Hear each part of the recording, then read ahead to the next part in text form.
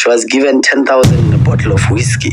And we reported that we had something to do with it. We wrote off 10 billion of historic debt. Underperformance where? You know, they call it underperformance, but when you look at the books, the numbers tells a different story. Tell me, how do you go from 350 million to 1.2 billion cash on hands and get fired?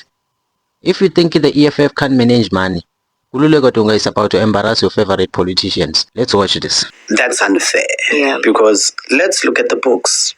Underperformance where? Yeah.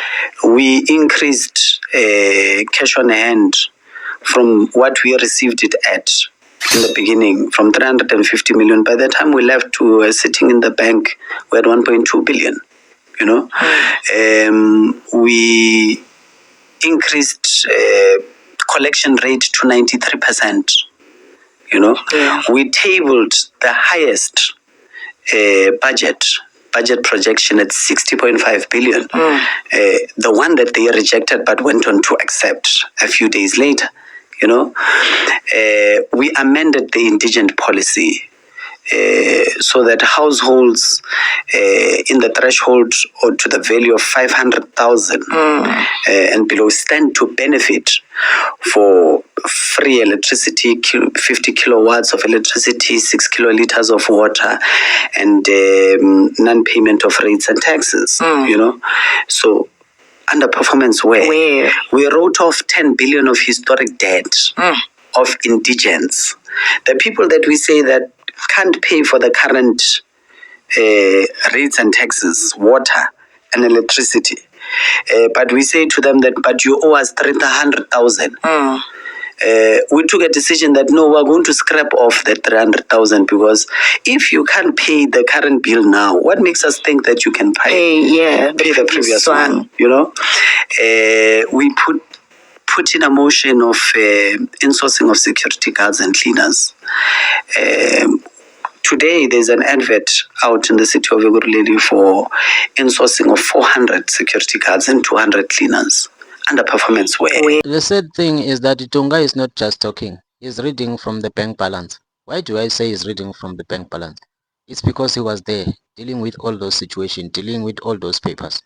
Imagine to increase the cash on hands nearly 1 billion while writing off 10 billion in debt for the poor is a miracle.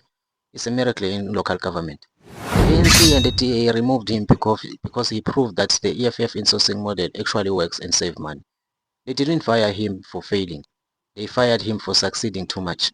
Well, the haters won't agree with me or won't agree with them. But tell us what you think in the comment section. You know, corruption where?